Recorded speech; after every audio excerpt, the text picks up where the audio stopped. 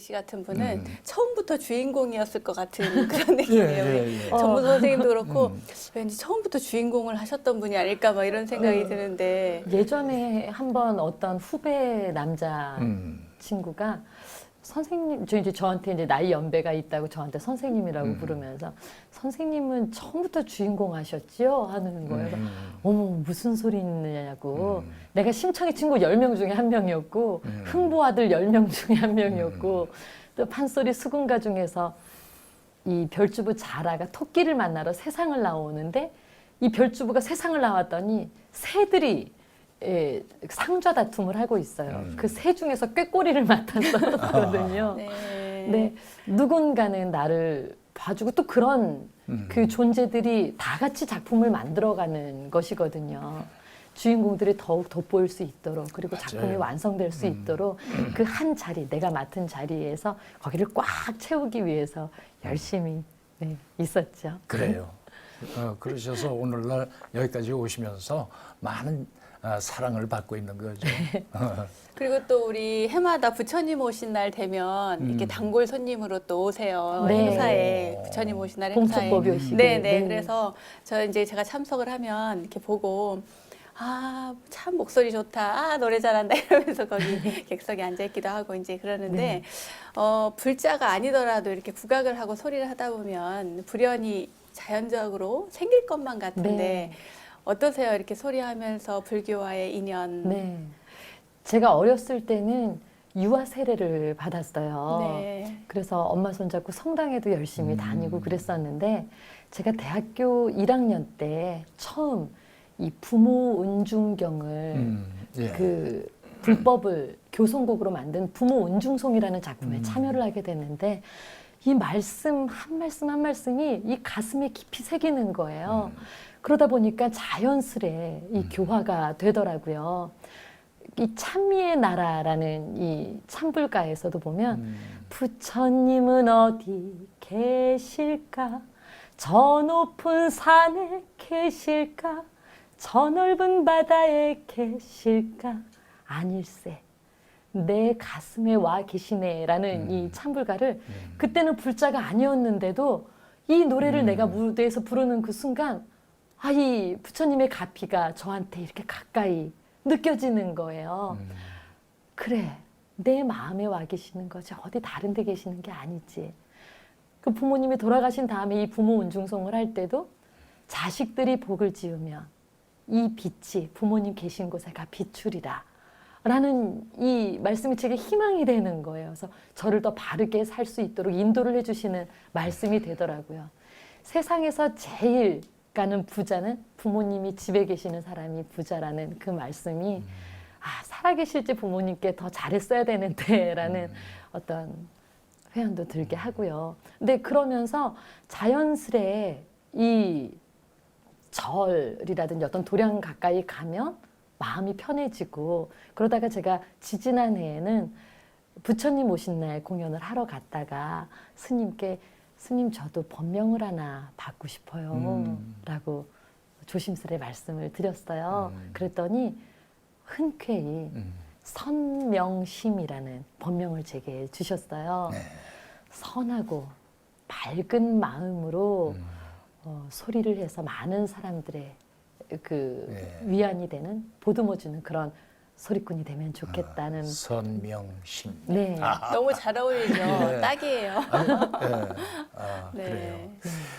사실 그런 마음으로 늘 부처님을 마음속에 모시고 이렇게 모든 일을 행하고 계시니까 그런 느낌이 오고 또 그렇게 해나가시는 것 같아요. 근데 우리가 이 연극을 할 때 대사만 외워갖고 올라가는 거 아니잖아요, 무대. 그러니까 그 배역을 정말 내용을 잘 분석하고 배역의 성격이라든가 작품의 분석이라든가 이런 걸 충분히 해서 내용을 알고 그다음에 그걸 표현하기 위해서 노력을 하잖아요. 근데 그 소리 노래에서도 그런가요? 그럼요. 그래서 제가 이 부모 은중송도 그렇고 찬불가들을 불렀을 때 예전 큰 스님들께서 타계하셨을 때 제가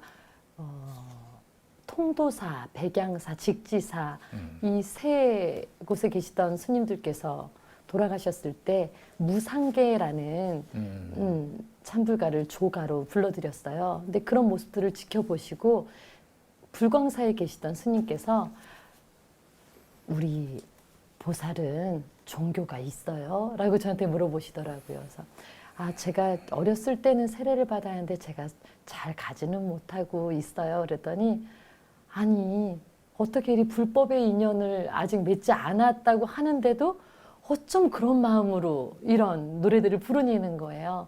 이 신심이 가득 배어 나온다고 노래에서.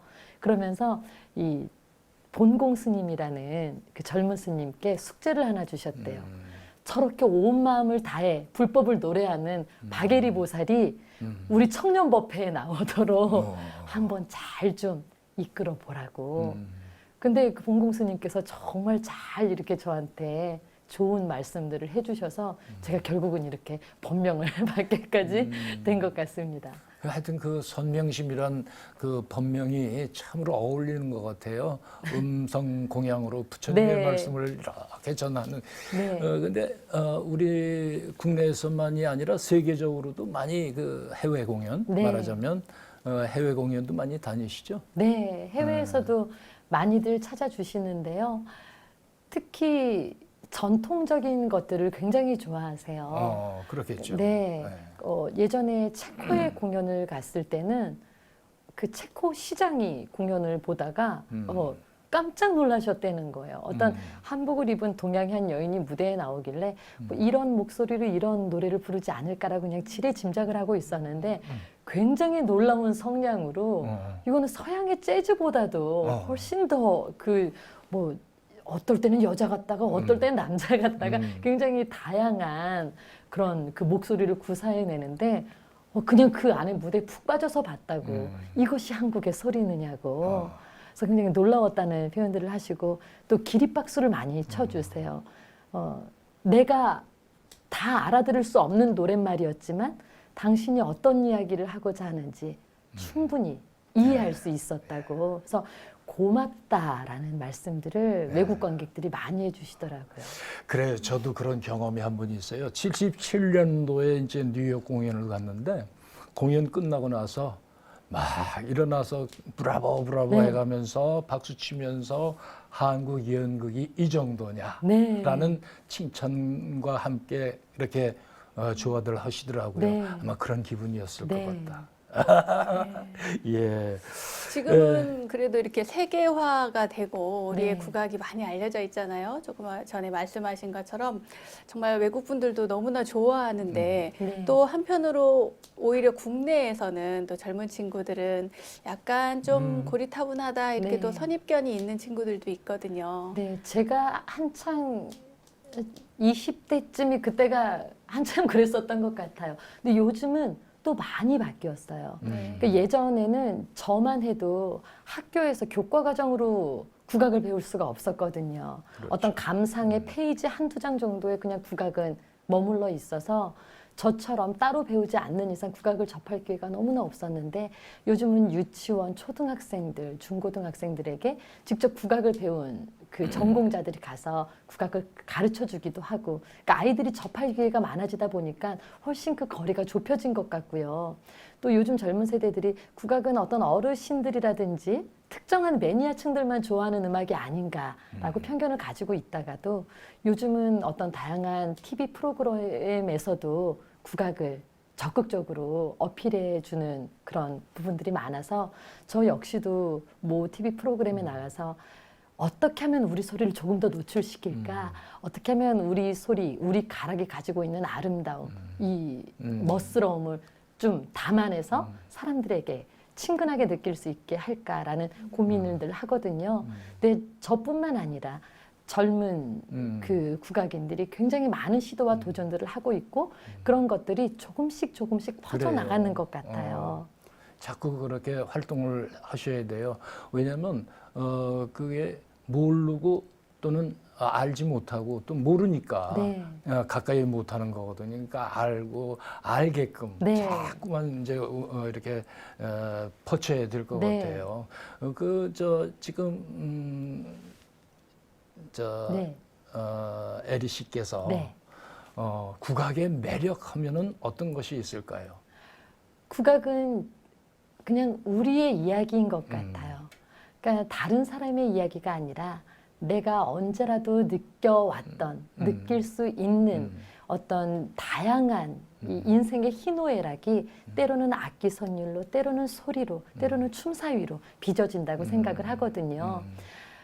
사람들이 가요에서 많은 위안을 받잖아요. 가요는 그만큼 익숙하게 늘 내 주변 귀에 들려오는 것들이니까요. 근데 국악은 정말 오랜 세월 동안, 정말 수백 년 동안 내 어머니, 내 어머니의 어머니, 그 어머니의 삶에서부터 비롯된, 그래서 그 자식들에게 이어져 왔던, 그냥 흥얼거리던 그 노래 속에 담겨 있는 선율들이 밖으로 꺼내진 것이 국악인 것 같아요. 그 선율이 네. 그 지금 매력이라는 내려온 우리의 전통의 그 선율이 네. 많은 젊은이들에게 매력으로 느낄 수 있게끔 네. 계속 활동을 하셔야 되겠어요. 네. 네. 이야기를 듣다 보니까 뭐랄까 이렇게 한 폭의 그림 속에서 튀어나온 것 같은 이런 아름다운 분께서 뭔가 가득한 것 같아요. 이게 삶에 충만한 어떤 기운들, 어머니로부터 받은 기운, 네. 또 스승님으로부터 받은 기운, 그리고 이제 결혼해가지고 사는 이 삶에서 느꼈던 어떤 그런 기운들이 충만해서 많은 분들에게 행복을 전하는 게 아닌가 이런 생각도 드는데 네. 오늘 저희 프로그램 선물 나오시면서 인생의 선물을 가지고 오신 걸로 네. 알고 있는데 좀 소개를 좀 해주세요. 네, 프로그램에 나오면서 나는 어떤 선물을 받았나 생각해 봤더니 이 세상에 나오게 된 제 삶부터가 하나의 커다란 선물이었고 태어나서 내가 말을 하고 또 나를 길러주신 부모님 역시 나에게 가장 큰 선물이다라는 생각이 들더라고요. 하지만 그 많은 선물들 중에 지금 저를 또 있게 한 선물들은 지금 저를 또 보살펴주고 지금 저를 길러주시고 있고 또 제가 더 열심히 살아야 되겠다라는 희망을 가지게 한 존재들, 사람이 아닌가 싶어요. 제가 가지고 온 선물은 바로 여기 있는데요. 저희 엄마가 하늘에 계시지만 우리 딸이 더 많은 사랑받으면서 살았으면 좋겠네 싶으시면서 인연 지어주신 분일 것 같아요. 저희 시어머니이신데요. 네. 여기 계시는 분이 그러시구나. 저희 어머니께서 제 딸인 손녀를 길러주시는 게 아니라 저까지 길러주세요. 또 오늘 이 자리에 나오는데도 날이 오늘 많이 춥단다. 잘 먹고 가야지 해서 막 갓 지은 밥을 해주셔서 네. 어머니께서 네. 해주신 밥을 먹고 나왔는데요. 저희 어머니 그리고 옆에서 든든하게 같이 한 길을 걷고 있는 제 남편 그리고 내가 정말 부끄럽지 않은 사람이 되어야겠구나. 내 자식에게 부끄럽지 않아야겠구나. 라는 또 다른 어떤 사명감을 가지게 되거든요. 그래서 제 딸아이까지 지금 저와 함께 알고 있는 이 가족이 정말 내가 세상에서 받은 가장 고맙고 아름다운 선물이 아닌가 생각해 봅니다. 이 또 시어머니 남편 제가 예전에 TV에서 봤는데 다른 프로그램에서 두 분이 같이 하는 프로그램을 봤는데 네. 와 너무 환상적이더라고요. 이 유명한 팝핀 현준 씨 아닙니까? 글쎄요. 솔직히 말씀을 드리면 비보이라든가 뭐 팝핀 뭐 네. 이런 장르에 대해서는 잘 모르거든. 네. 어떻게 달라요? 그리고 어떻게 느끼시는 거예요? 저도 예전에는 잘 몰랐어요. 근데 비보이라는 게 이 몸의 밸런스를 잘 맞춰야 되는 그 춤이더라고요. 그런데 이 팝핀이라는 동작은, 그러니까 비보잉은 밸런스를 맞춰서 거꾸로 선다든지 몸을 돌린다든지 그런 그 탈춤에서 보면 살판이라 그래가지고 제주를 넘는 그것과 많이 흡사하다는 생각을 그래요. 했었는데 팝핀이라는 춤은 이 몸의 근육을 순간적으로 수축, 이완을 시켜가지고 몸이 이렇게 네, 예. 이렇게 꺾이는 듯한 느낌이 들게 추는 춤이더라고요. 근데 뭐 힙합이라는 장르에 속해 있는 여러 춤 사위들인데 파핀현준 씨는 그 힙합에 있는 많은 춤 사위뿐만 아니라 전통의 리듬, 장단까지도 굉장히 많은 관심을 가지고 있어요. 그래서 저는 파핀현준 씨를 그러니까 팝핀을 잘 춰서 파핀현준이란 이름을 얻게 됐다고 하더라고요. 본명은 남현준이거든요. 근데 이 사람은 몸으로 말을 하는 사람이다라고 생각해요. 어떤 음악이든지 클래식에도 가요에도 국악에도 춤을 잘 춰요. 그러니까 그저 음악에 맞춰서 몸을 신나게 흔드는 춤 이상의 그 너머에 음악을 내 안에 머금었다가 자신만의 언어로 다시 뱉어내는 사람인 것 같은데 때로는 연기자 같기도 하고 예. 때로는 무용수 같기도 하고 굉장히 김성녀 예술 감독님께서는 파핀현준 씨의 무대를 보시더니 이 사람은 천재야. 이 사람은 연기자 같아. 그냥 춤을 추는 춤꾼 너머에 그 더 많은 것을 사람들에게 보여주고 이야기해주는 사람인 것 같다고 말씀을 하셨는데 현준 씨에게 배우고 있는 게 제가 굉장히 많아요. 그러니까 저는 어렸을 때부터 소리길 안에 어느 정해져 있는 틀 안에서 그 안에 더 깊어지려고 노력을 해왔다면 현준 씨는 이 시대의 사람들과 끊임없이 소통하고 호흡하기 위해서 이 트렌드에 맞는 것들을 끊임없이 배우고 늘 파악하고 또 꾸준히 자신을 또 닦아나가고 있거든요.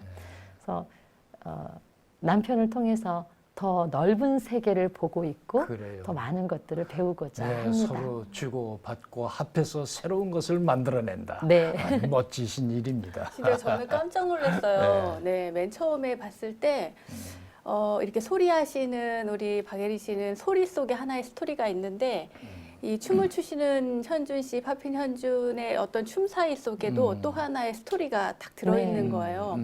사실 솔직히 말하면 실례지만 전 맨 처음에 봤을 때 두 분이 같이 나오셨을 때 이 파핀 현준만 봤어요. 이렇게 저렇게 할 수가 있지?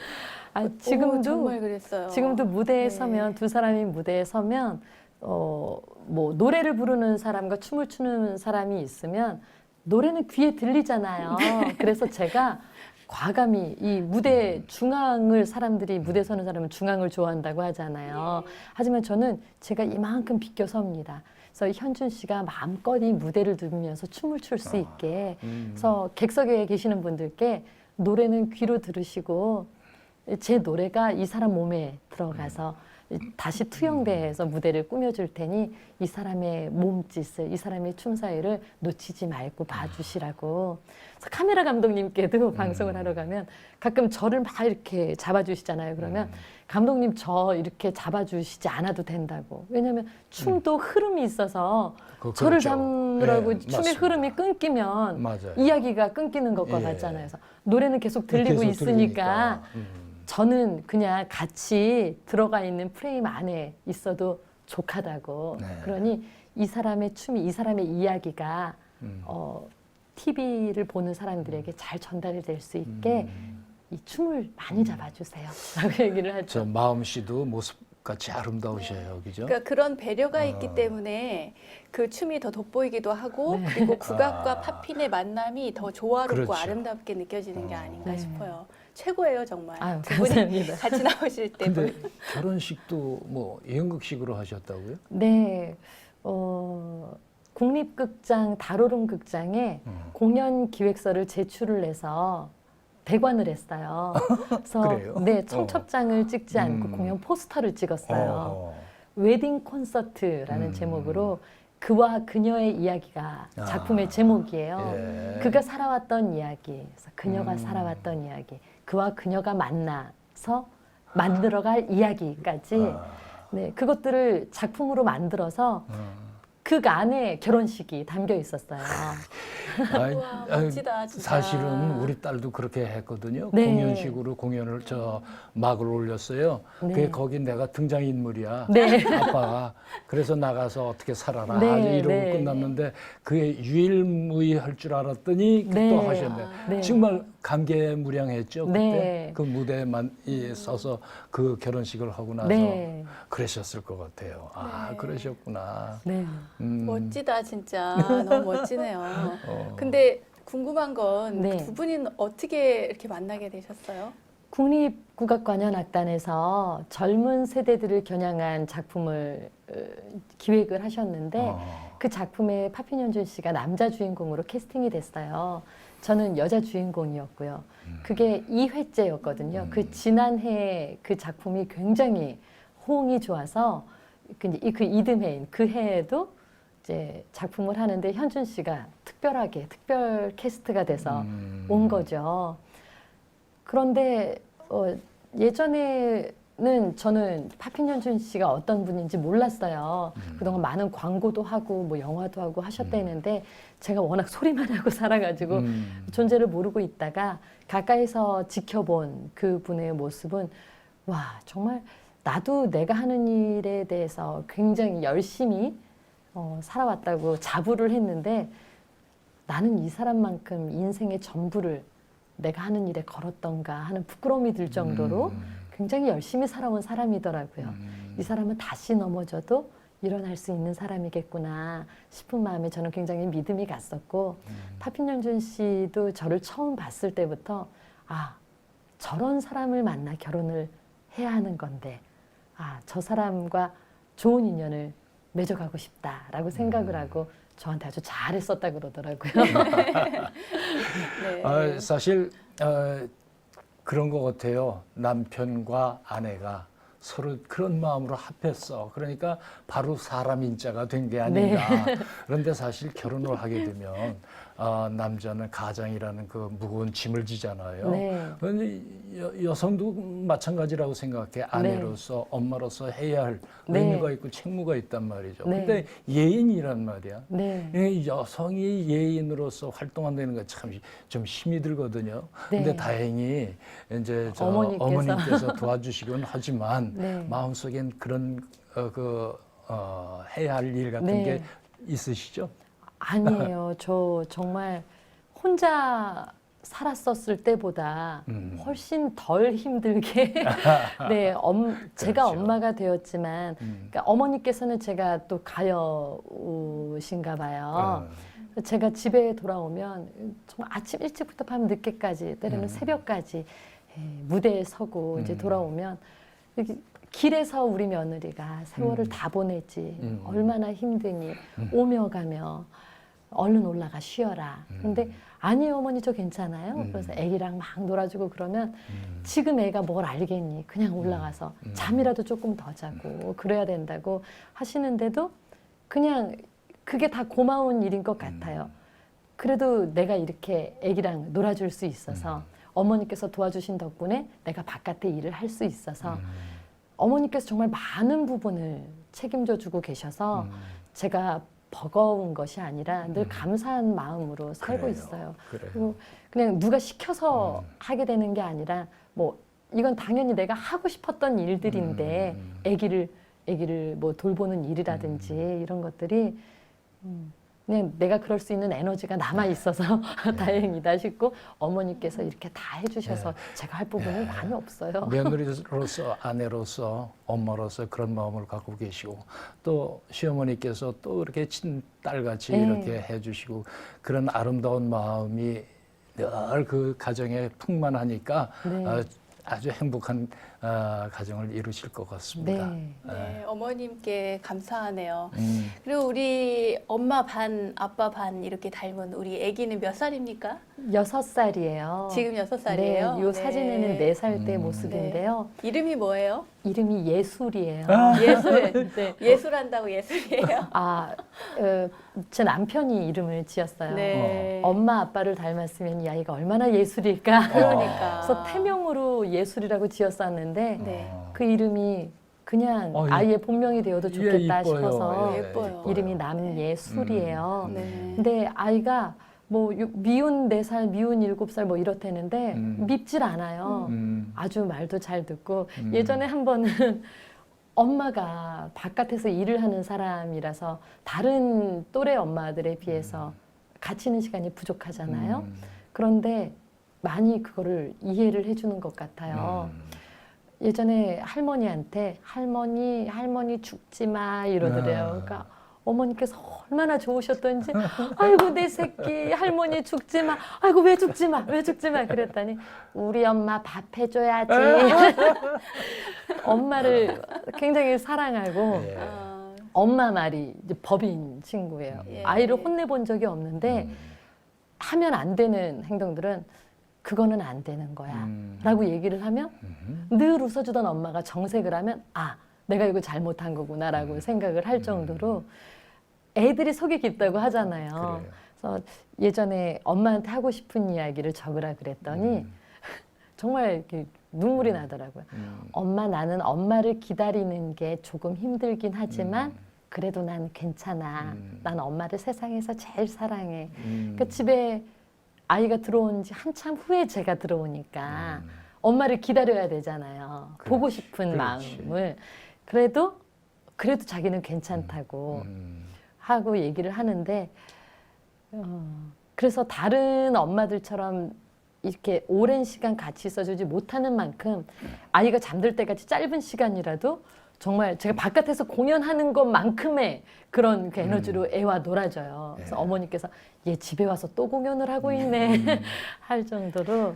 예, 그래요. 아기들이 어느 집안이든지 아기들이 참 사랑을 받는 애들은 명랑하고 밝게 커요. 네. 그렇기 때문에 항상 그 참 사랑의 마음으로 그렇게 아기한테도 다 이렇게 쏟고 그러면 아기도 잘 자랄 거고 그럴 거예요. 근데 작년에 지난해 새로운 무대를 만드셨다고요? 작창을 네. 무대에 올리셨다고 해요. 작창이라는 게 뭡니까? 작곡과 같은 개념인데요. 소리를 만드는 것을 작창이라고 하거든요. 그래요. 근데 국립창극단에 제가 16년 동안 배우로서 활동을 해오면서 그동안 수많은 작품들 안에 배우로서 무대에 서 왔는데 그 작품들에는 늘 작창이 따로 있었어요. 그러니까 대체로 명창 선생님들께서 작창을 해주시죠. 왜냐하면 소리길을 훤히 알고 계시니까 이 배역이 이런 표현을 할 때 이렇게 소리를 하면 좋겠다. 그래서 대사에 맞는 소리를 새롭게 만들어주는 것을 작창이라고 하거든요. 그러니까 노랫말에 곡을 붙이면 작곡이 되는 것처럼 그렇죠. 이 대사에 소리를 얹게 되면 이게 작창이 되는 거예요. 근데 아비방연이라는 작품이었는데 연출님께서 제가 작창을 했으면 좋겠다고 하시는 거예요. 이 연출님과의 인연이 메디아라는 작품을 창극으로 올렸었고 제가 그 메디아 역할을 맡았었거든요. 근데 그렇게 인연이 됐던 작품의 연출님이 새롭게 하는 작품인데 제가 배우가 아닌 작창을 했으면 좋겠다고 하시는 거예요. 그래서 제가 작창을 하기에는 아직 역량이 턱없이 부족합니다, 선생님. 잘 못할 것 같아요. 그랬더니 아니라고. 내가 아는 박예리 씨는 이걸 충분히 할 수 있다는 거예요. 그래서 아니에요. 좋은 작품에 제가 누를 끼치게 될 것 같아요. 못하겠어요. 그랬더니 박예리 씨는 늘 해오던 대로 하면 된다는 거예요. 박예리 씨가 이 모든 배역이라고 생각을 해보라고 그러면 소리가 절로 나올 거라고 하셨어요. 그래서 집에 가서 그 대본을 그때 일정들이 뉴욕 카네기홀 공연도 있었고 굉장히 일정들이 많았었는데 대본을 들고 이제 일정이 올랐어요. 그래서 하나하나 생각나는 소리들이 완성이 될 때마다 하나씩 음원부터 이제 한국으로 보내는 거예요. 근데 때로는 내가 이 아비 방연이 되었다가 그 딸이 되었다가 때로는 단종이 되었다가 극중의 인물들이 되어서 그 감정이 되어서 대사를 읽어보고 그걸 소리조로 옮겨보니까 그것들이 나중에 하나의 완결된 소리가 되더라고요. 그렇죠. 네. 그래서 그것들을 이제 어떤 부분은 소리 있는 그대로, 어떤 부분들은 작곡가 황우준 선생님께서 조금 그 앞뒤를 바꾸어서 좀 작곡과 작창을 겸해서 조금 다듬어서 만들어 주시기도 하고 그래서 무대에 올리게 되었는데 절대 못하겠어요라고 했던 것이 그냥 나만의 것이면 내가 해서 좀 부족한 부분은 부족한 대로 괜찮은 부분은 괜찮은 대로 내가 다 감내를 하면 될 텐데 이 귀한 작품에 나 때문에 이 작품이 조금 미진한 부분이 생길까 봐 그게 많이 두려웠던 것 같아요. 그런데 그 덕에 또 다른 공부를 제가 많이 하게 된 것 같아요. 아니 그걸 계속 했으면 좋겠어요. 네. 그러니까 계속 하시면서 박예리 씨의 류를 만들어 가지고 네. 그걸 계속 하면 참 좋겠네요. 네. 네. 굉장히 힘든 시간이었는데요. 네, 하지만 큰 공부는 그럼요. 그게 보람이죠. 맞습니다. 그리고 그게 일이지. 그게 진짜 일이지. 제가 지금 대중화에 대해서 질문을 하려고 생각을 했는데 이야기를 듣다 보니까 이 모든 것들이 삶 자체가 네. 이미 국악의 대중화에 힘쓰고 있는 게 아닌가 네. 이런 생각이 또 그렇죠. 들어요. 그죠? 예, 맞아요. 네. 네. 내가 좋아하는 것을 다른 사람들도 내가 좋아하는 것은 분명히 이렇게 좋은 건데 왜 사람들이 몰라줄까라는 아쉬움이 있었거든요. 하지만 아까 전무성 선생님께서 말씀해 주셨던 것처럼 모르니까 좋은 걸 모르니까 그럴 수 있잖아요. 그래서 내가 많이 들려주고 내가 많이 어떤 가교 역할을 해준다면 가깝게 결국은 전통으로 사람들이 이렇게 눈을 더 신봉사가 눈을 뜨는 것처럼 전통의 눈을 뜨실 수 있지 않을까라고 생각을 하고 여러 시도들을 해보고 있어요. 저 혹시 이런 질문을 해도 괜찮을는지 모르겠네. 저는 이렇게 그 연극하는 이제 후배라든가 이렇게 같이들 앉아서 얘기하다가 이런 얘기를 잘 물어봐요. 네. 그대는 10년 후에 어떻게 됐을까? 이런 네. 10년 후에 어떻게 돼 계실까? 10년 후면 제가 50이 될 것 같아요. 지금 제가 올해 40이거든요. 근데 예전에 제가 20살에 그 생각을 해봤어요. 내가 30이면 어떤 모습일까라는 고민을 했었는데 한참 국립극장 무대에서 열심히 연습해서 작품 올리고 하느라고 10년이 훌쩍 지나가 있더라고요. 그러다가 30이 됐을 때 내가 10년 후에 어떤 모습일까 했거든요.